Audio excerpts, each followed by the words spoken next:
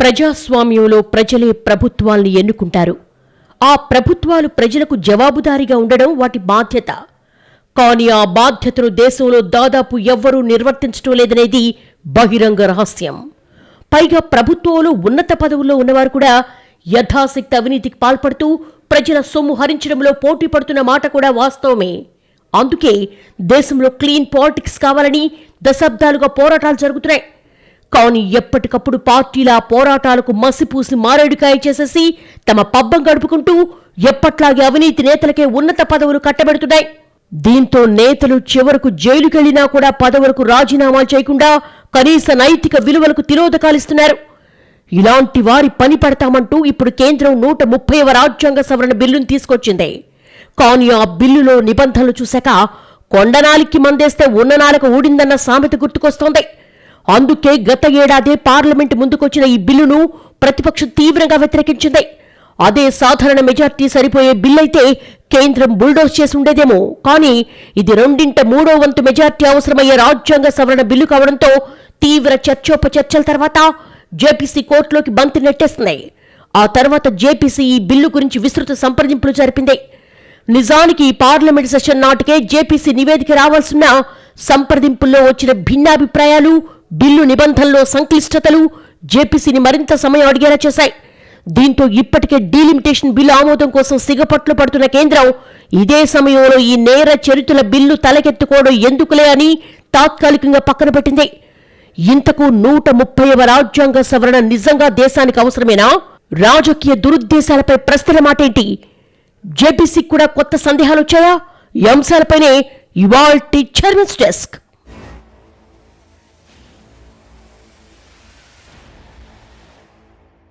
Criminal కేసుల్లో అరెస్టై 30 రోజులకు మించి జైల్లో ఉంటే ప్రధాని, ముఖ్యమంత్రి, ఇతర మంత్రుల పదవులు ఆటోమేటిక్గా రద్దయ్యేలా రూపొందించిందే 130వ రాజ్యాంగ సవరణ బిల్లు. ప్రస్తుతం జాయింట్ పార్లమెంటరీ కమిటీ పరిధిలోనే ఉండిపోయిన ఈ అంశంపై దేశమంతా చర్చలు జరుగుతున్నాయి. దేశ రాజకీయ వ్యవస్థలో అత్యంత కీలకమైన మార్పులకు నాంది పలకాలని తీసుకొస్తున్న 130వ రాజ్యాంగ సవరణ బిల్లు 2025 ఆమోదానికి తాత్కాలికంగా బ్రేకులు పడ్డాయి.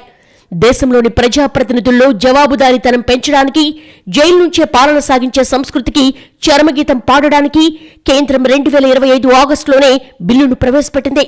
అయితే ఈ బిల్లును పరిశీలించాలని, అన్ని వర్గాల్లో చర్చ జరగాలనే కోణంలో జేపీసీ బిల్లుకు తక్షణ ఆమోదం తెలపలేదు. ఇలాంటి బిల్లుల వల్ల చట్టసభల్లో పారదర్శకత, విశ్వసనీయత పెరుగుతాయని ప్రభుత్వం వాదిస్తుండగా విపక్షాలు దీనిని రాజకీయ కక్ష సాధింపులకు ఉపయోగపడే అవకాశం ఉందని వ్యతిరేకిస్తున్నాయి. పరిపాలనలో ప్రజలే భాగస్వాములు, అదే ప్రజాస్వామ్యం. అందుకే వారు ఓటు హక్కు ద్వారా తమను పాలించుకునే ప్రభుత్వాన్ని తామే ఎన్నుకుంటారు. అలా ప్రజలెన్నుకున్న ప్రభుత్వాల విధి వారికి ఉపయోగపడే చట్టాలను రూపొందించడం. కానీ దేశ చరిత్రలోనే తొలిసారిగా ప్రజాస్వామ్య స్ఫూర్తికి తూట్లు పొడుస్తూ మధ్యయుగాల్లోని రాజరికపు ఆనవాళ్లను తీసుకొచ్చే చట్టానికి ఎన్డీఏ సారథ్యంలోని కేంద్ర ప్రభుత్వం శ్రీకారం చుట్టిందన్న భయాందోళనలు మిన్నంటాయి. తీవ్ర క్రిమినల్ నేరారోపణలతో 5 సంవత్సరాలు లేదా అంతకు మించి శిక్ష పడే క్రిమినల్ కేసుల్లో 30 రోజులకు మించి కస్టడీలో ఉన్నట్లయితే వారి పదవి ఆటోమేటిక్గా రద్దవుతుంది. తప్పు చేసిన వాడు పరిపాలించడానికి, పదవిలో ఉండడానికి అర్హుడు కానే కాదు. కానీ నిర్దిష్టంగా సర్వజనామోదమైన ఈ వాదనను వాడుకుని తమకు జీ హుజూరాలని వ్యక్తుల్ని, తమ వ్యతిరేక పార్టీల ప్రభుత్వాల్ని కూల్చడానికి వేస్తున్న ఎత్తుగడలా ఈ దేశ మేధావులు అభివర్ణిస్తున్నారు. నిజానికి ఇందులో బీజేపీ వైఖరి ఖచ్చితంగా ద్వంద్వ ప్రమాణాలతో కూడుకున్నదని చెప్పడానికి ప్రస్తుతం దేశంలో చర్చనీయాంశమైన ఓట్చోరీ ఉద్యమాన్ని చూస్తే అర్థమవుతుంది. మొన్నటి వరకు ఒక వాదనలా ఉన్న ఓట్చోరీ అంశాన్ని రాహుల్ గాంధీ సాక్ష్య ఆధారాలతో సహా బయటపెట్టేసరికి ప్రజల్లో ఈ అంశం పట్ల అవగాహన పెరిగి ఎక్కడికక్కడ నిలదీస్తూ ఉండడం బీజేపీకి ఊపిరి తీసుకునివ్వడం లేదు. అయితే ఈ విషయానికి కొనసాగింపుగానే ప్రస్తుతం ఈ 30 రోజుల జైలు నిబంధనతో ఏకంగా ప్రజల ఓట్లను చిల్లర మొత్తంలో కొట్టేసే ఓట్చోరీకి 2.0 వెర్షన్, ఏకంగా ప్రజాప్రభుత్వాలను కూల్చే ఆలోచనలు కేంద్ర పెద్దలకున్నాయనే వాదనలు బలంగా తెరపైకొస్తున్నాయి. తెలిసి దొంగ చేతికి తాళాలిచ్చాక డబ్బు, దశకం, నగానట్టు అన్ని పోయాయని ఎంత ఏడిస్తే లాభం? అలాగే చూస్తూ నేర చరిత్రులైన నేతలకు పదవులు అప్పగించి ఆ తర్వాత వాళ్ళంతా కలిసి దోచుకు తింటున్నారని, ప్రజా ప్రయోజనాలకు పాతరేస్తున్నారని ఎన్ని విమర్శలు చేస్తే మాత్రం ఏంటి ప్రయోజనం? చట్టాలను ఉల్లంఘించేవారు చట్టసభల్లోకి అడుగు పెట్టకూడదనేది సుప్రీంకోర్టు 20 ఏళ్ల క్రితమే ఉద్ఘాటించింది. నేర చరిత్ర కలిగిన నాయకులు ఎన్నికల ప్రక్రియను కలుషితం చేస్తారని ఆందోళన వ్యక్తం చేస్తుంది. కానీ ఎలాగైనా ఎలక్షన్స్ లో గెలవాలనుకునే రాజకీయ పార్టీల పుణ్యమాని భారత ప్రజాస్వామ్యం నేడు నేరగ్రస్త రాజకీయాల విష కౌగిలిలో చిక్కుకుపోయింది. ఏడీఆర్ నివేదికల ప్రకారం 2009 లోక్సభ ఎన్నికల్లో నేరారోపణలను నెత్తిన మోస్తున్న 162 మంది ఎంపీలయ్యారు. 2024 వచ్చేసరికి అటువంటి వారు 251 పెరిగారు. కిందటి నెల నాటికి 226 మంది రాజ్యసభ సిట్టింగ్ ఎంపీల్లో 31% మందిపై క్రిమినల్ కేసులున్నాయి. 28 రాష్ట్రాలు 3 కేంద్రపాలిత ప్రాంతాలకు చెందిన 4092 మంది ఎమ్మెల్యేల్లో 45% మందికి నేర చరిత్ర ఉన్నట్లు ఏడీఆర్ నీరుటి అధ్యయనాంశాలు వెల్లడిస్తున్నాయి. ఈ ఏడాది కేరళ అసెంబ్లీకి కొత్తగా ఎన్నికైన వారిలో 84% మంది రకరకాల కేసుల్లో నిందితులైతే పశ్చిమ బెంగాల్ నూతన ఎమ్మెల్యేల్లో 65%, తమిళనాడు శాసనసభ్యుల్లో 54% మంది అదే బాపతు.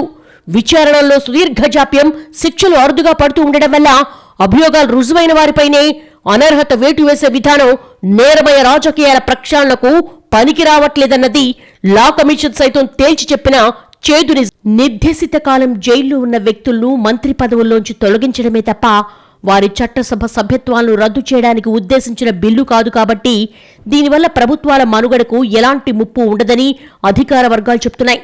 కానీ కేవలం పోలీస్ రిపోర్టులను ఆధారంగా చేసుకుని అనర్హతను వర్తింపచేయలేమని లా కమిషన్ 2014లో స్పష్టీకరించింది. 5 ఏళ్లకు మించి శిక్ష పడే కేసుల్లో నేరాభియోగాల నమోదు దశలో సునిశ్చిత న్యాయ సమీక్ష అనంతరం సంబంధిత నేతలను అనర్హులుగా ప్రకటించొచ్చని కమిషన్ అప్పట్లో సూచించింది.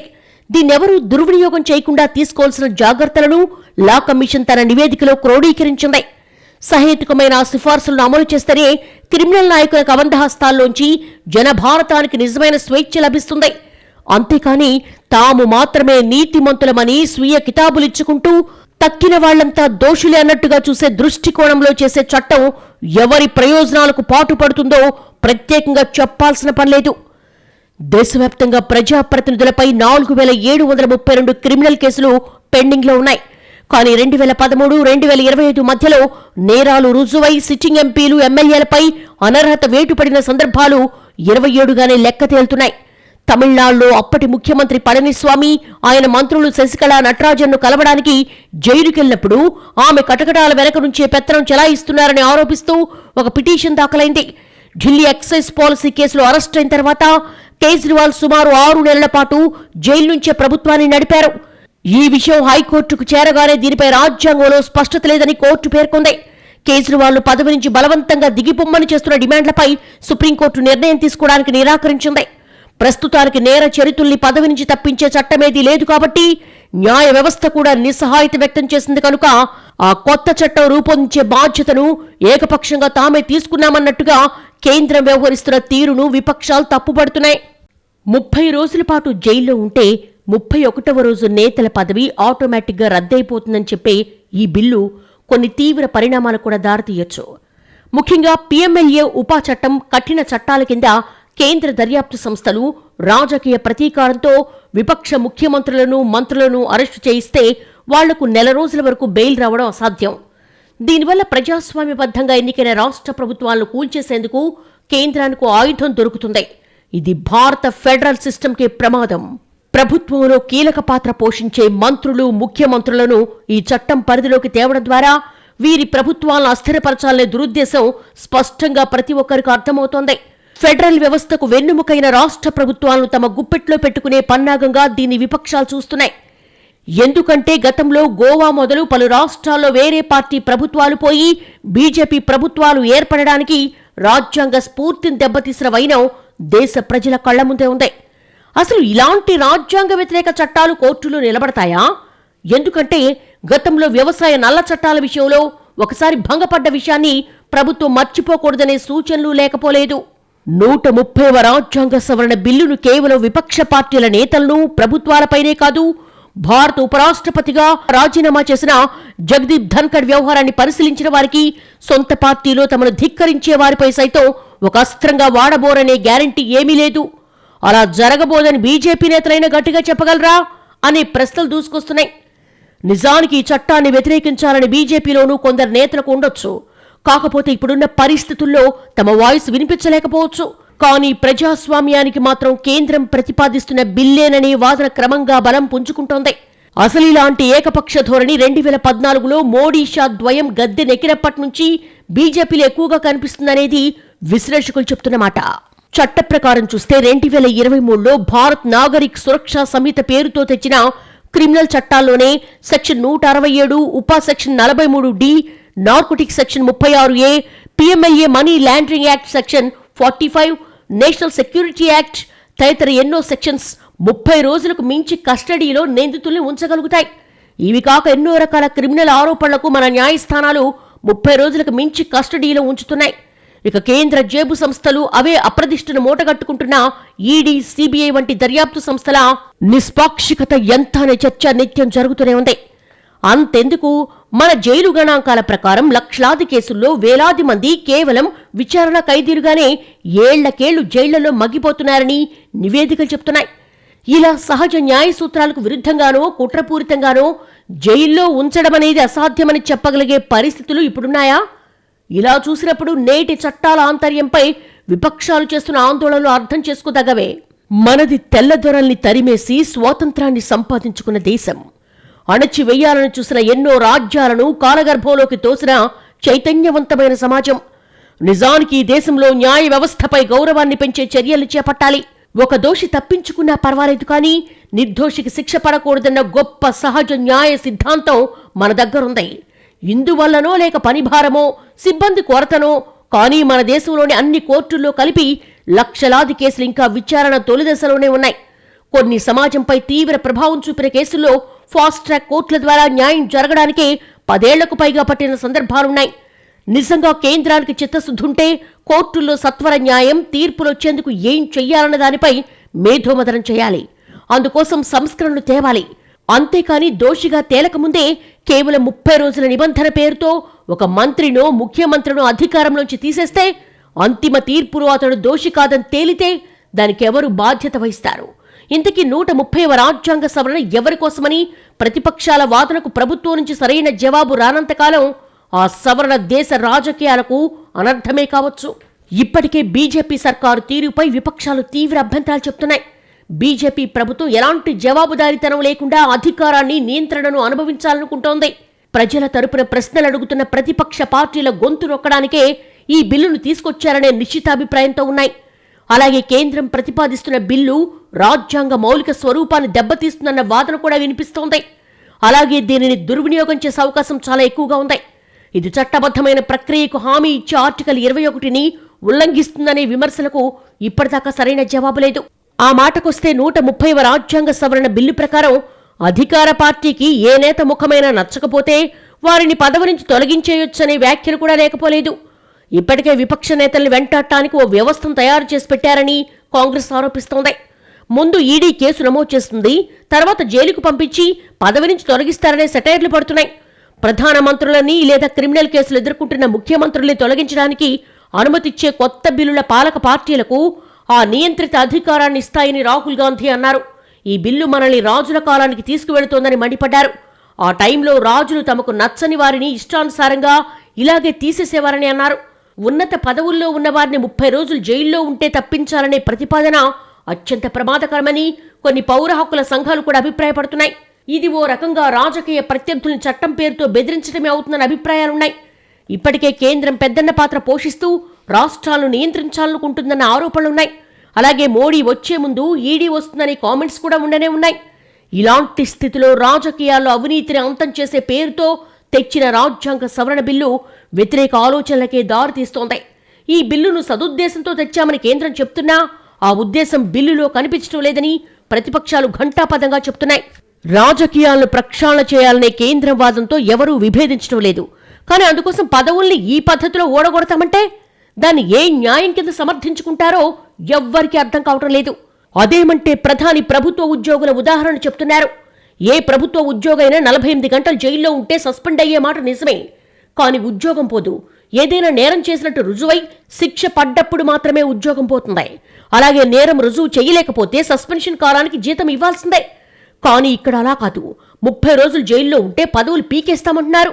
అదేమంటే కోర్టుల్లో నిర్దోషిత్వం రుజువు చేసుకుని పదవులు పొందొచ్చని చెప్తున్నారు. కానీ మన కోర్టుల్లో కేసుల విచారణ సాగే వేగం ప్రకారం చూస్తే ఓసారి పదవి పోతే మళ్లీ రావడం అనేది పునర్జన్మైతున్నట్టే. పైగా సుదీర్ఘకాలం గడిచాక సమీకరణలు మారిపోతాయి. అప్పటి పరిస్థితుల్ని బట్టి పదవులిస్తారు. అంతేకాని 3 దశాబ్దాల క్రితం కీలక నేత ఇప్పటికీ కీలకం కావాలని రూలేం లేదు. అంటే నిర్దాక్షిణ్యంగా సదరు నేత రాజకీయ జీవితానికి బలవంతంగా ఫుల్ స్టాప్ పెడుతున్నట్టే. అందుకే ప్రతిపక్షాలు మాత్రమే కాదు, కొన్ని పౌర హక్కుల సంఘాలు కూడా ప్రతిపాదిత బిల్లును తీవ్రంగా వ్యతిరేకిస్తున్నాయి. 130వ రాజ్యాంగ సవరణ బిల్లుపై ఏర్పాటైన అపరాజిత సారంగి నేతృత్వంలోని జేపీసీ కొన్ని క్లాజులు పెడుతున్నప్పటికీ అవేమీ ప్రజాస్వామ్య ప్రభుత్వాలను రక్షించలేవు. 30 రోజుల కన్నా ఎక్కువ జైల్లో ఉండి అధికారం కోల్పోయిన నేత తిరిగి నిర్దోషిగా తేల్తే అదే పదవిని మళ్లీ చేపట్టొచ్చని సన్సెట్ క్లాజ్ లాంటి ప్రత్యామ్నాయాలను కొందరు సూచిస్తున్నారు. కానీ మన దేశంలో అరాచక రాజకీయ వ్యవస్థలో ఇలాంటి చట్టాలు దుర్వినియోగం చేయడానికి ఉపయోగిస్తారే తప్ప సంస్కరణలు సాధ్యం కాదు. జస్ట్ నెల రోజులు జైల్లో ఉంటే చాలు, ప్రధానమంత్రి, ముఖ్యమంత్రులు, కేంద్ర రాష్ట్ర మంత్రుల పదవులు కట్టయిపోతాయి. ఇదంతా ఆటోమేటిక్గా జరిగే వ్యవహారం. తీవ్రమైన నేరాలలో అరెస్ట్ అయి 30 రోజుల పాటు జైల్లో ఉన్నా లేదా పోలీస్ కస్టడీలో ఉన్నా కూడా వారి పదవికి ముప్పు తప్పదు. ఈ బిల్లులో రూపొందించిన నిబంధనలు క్రిమినల్ నేరాల్లో దోషిగా తేలిన నేతలకు శిక్షించాలనే ఉద్దేశం కంటే సదరు నేతల పదవులు పోవడమే ముఖ్యమనే రాజకీయ దురుద్దేశాన్ని బలపరుస్తున్నాయి. ఈ ప్రతిపాదిత బిల్లు కనుక పార్లమెంట్లో ఆమోదం పొంది చట్టమైతే గనక కీలక స్థానాల్లో ఉన్న వారి పదవులు పోయేందుకు పెద్దగా వేరే ప్రయత్నాలు చేయాల్సిన అవసరం లేదు. వారు నేరాలకు సంబంధించిన కేసుల్లో చిక్కుకుంటే మాత్రం రక్షించేది కూడా ఏది ఎక్కడా ఉండదని అంటున్నారు. ఇదిలా ఉంటే సమగ్రమైన అధ్యయనం కోసం కేంద్ర ప్రభుత్వం దీని మీద పార్లమెంటరీ సంయుక్త సంఘం జేపీసీ నియమించింది. ఈ జేపీసీ ఈ ప్రతిపాదిత బిల్లులో పొందుపరిచిన అనేక అంశాలను పూర్తిగా పరిశీలన చేసి కేంద్ర ప్రభుత్వానికి కొన్ని సిఫార్సులు చేసింది. తీవ్రమైన నేరాల్లో అరెస్ట్ అయి 30 రోజులకు మించి జైల్లో ఉన్న ప్రధాని, సీఎంలు లేదా మంత్రుల పదవుల్ని ఆటోమేటిక్గా తొలగించే బదులు వారిని సస్పెండ్ చేయాలని జాయింట్ పార్లమెంటరీ కమిటీ సిఫార్సు చేసింది. ఆరోపణల నుంచి నిర్దోషిగా బయటపడితే ఆ సస్పెన్షన్ రద్దయ్యేలా క్లాజ్ ఉండాలని పేర్కొంది. దేశానికి స్వాతంత్రం వచ్చిన దగ్గర నుంచి ఇప్పటిదాకా చాలా మంది రాజకీయ నేతలు, మంత్రులు జైలుకు వెళ్లొచ్చిన వారు ఉన్నారు. అయితే వారి శిక్షాకాలం పూర్తవగానే లేదా బెయిల్ మీద వచ్చినా మళ్లీ తమ పదవుల్లో కొనసాగారు. కానీ 130వ రాజ్యాంగ సవరణ బిల్లు చట్టమైతే మాత్రం అలా చెల్లదు. ఎవరైనా పదవిలో ఉండే నేత తీవ్ర నేరారోపణలతో జైలుకెళ్లి వరుసగా 30 రోజులుంటే వారి పదవి ఊడిపోతుంది.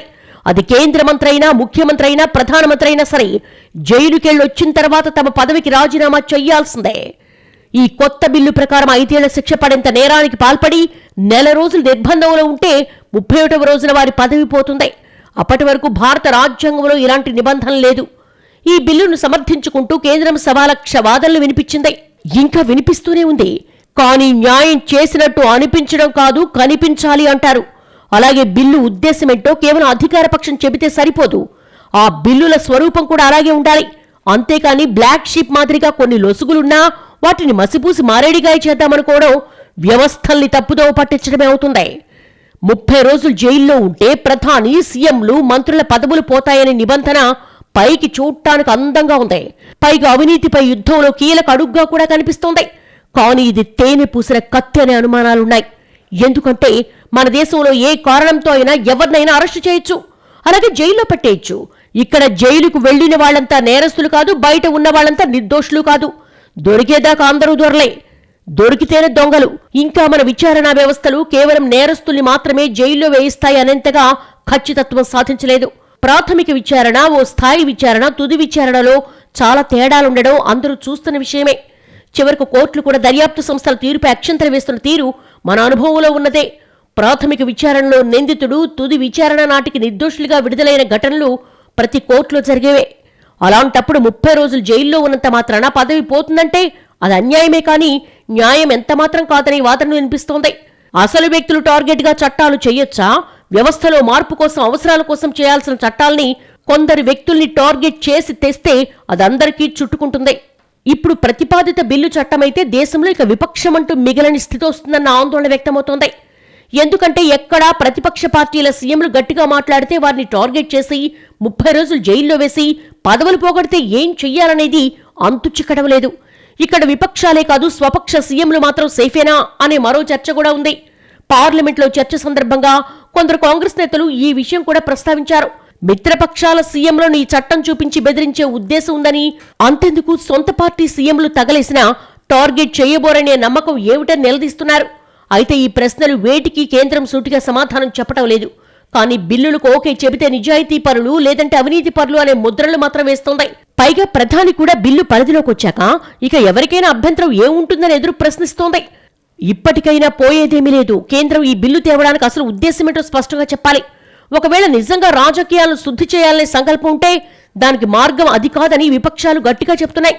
మొదట ప్రజాప్రతినిధుల కోర్టుల్లో మూలుగుతున్న కేసుల్ని నిర్దేశిత గడువులోగా పూర్తయ్యేలా రాజ్యాంగ సవరణ చేసి కొత్త చట్టం తేవచ్చు. అంతేగాని క్షేత్రస్థాయి పరిస్థితులతో సంబంధం లేకుండా కేవలం రాజకీయ ప్రయోజనాలు దృష్టిలో పెట్టుకుని చట్టం తెస్తామంటే అది ఖచ్చితంగా ప్రమాదకరం. నేరం, శిక్ష అనేది న్యాయ వ్యవస్థకు సంబంధించిన అంశం. కానీ పదవనేది కేవలం రాజకీయపరమైంది. పైగా పదవుల్లో ఉన్న నేతలు తప్పు చేస్తే ఎలాగో ఎన్నికల్లో ప్రజలు శిక్షిస్తారు. ప్రజాస్వామ్యంలో ప్రజాకోర్టు తీర్పు అంతిమం. పైగా నేరం రుజువైతే కోర్టులు శిక్షిస్తాయి. ఈ రెండు వ్యవస్థల్ని కాదని, తోసిరాజని, కేవలం జైలు జీవితం ఆధారంగా పదవుల్లో ఉన్న నేతల వ్యక్తిత్వాన్ని డిసైడ్ చేయడం ఏ రకంగా సబబు అనిపించుకోదు. ఇప్పటికైనా 130వ రాజ్యాంగ సవరణ బిల్లు విషయంలో కేంద్రం పునరాలోచన చేయడం అందరికీ మంచిదే. రాజకీయ వ్యవస్థ మొత్తంగా భ్రష్టు పట్టింది. ఇందులో క్షీర నీర న్యాయానికి తావేలేదు. కొన్ని పార్టీలు పాలలాగా, మరికొన్ని పార్టీలు నీళ్లలాగా ఏమీ లేవు. అన్ని పార్టీల్లోనూ మెజార్టీ అవినీతి పరులే. కొందరు మాత్రమే నీతిమంతులున్నారు. ఇంకా ప్రమాదకరమైన పరిణామం ఏమిటంటే తొండ ముదిరి ఊసర వెళ్ళైనట్టుగా రాజకీయ నాయకులు అనుభవం సంపాదించుకునే కొద్దీ అవినీతి పరులుగా రాటుదేలుతున్నారు. లేకపోతే రాజకీయంగా ఎదగలేమనే నిర్ణయానికి వచ్చేస్తున్నారు. రాజకీయ పార్టీలు కూడా డబ్బున్న నేతలకే ప్రాధాన్యత ఇవ్వడంతో ఎలాగోలా డబ్బు సంపాదిస్తే చాలనే ధోరణితో నేతలు బరితెగిస్తున్నారు. ఇక ఉన్నత పదవులుంటే చెప్పే ప్రసక్తే లేదు. అదే అదునుగా మరింతగా రెచ్చిపోతున్నారు. ఇందుకోసం రాజకీయ వ్యవస్థలో చాలా సంస్కరణ అవసరం ఉంది. మూలాల నుంచి చికిత్స చేయాలి. దీనికోసం అన్ని పార్టీలు కలుపుకుపోవాలి. ఏం చేసినా అందరినీ ఒప్పించి మెప్పించి చేయాలి. చేసేది సరైందేనా అని సామాన్యుడు కూడా బలంగా నమ్మేలా ఉండాలి. అంతేకాని ఏ చట్టం వచ్చినా అది అధికార పక్షానికి చుట్టమన్న ధోరణితో ప్రయోజనం లేకపోగా మరింతగా నష్టం జరుగుతుంది. ఇది ఈ వారం చైర్మన్స్ డెస్క్. మరో అంశంతో మళ్ళీ కలుద్దాం. నమస్తే.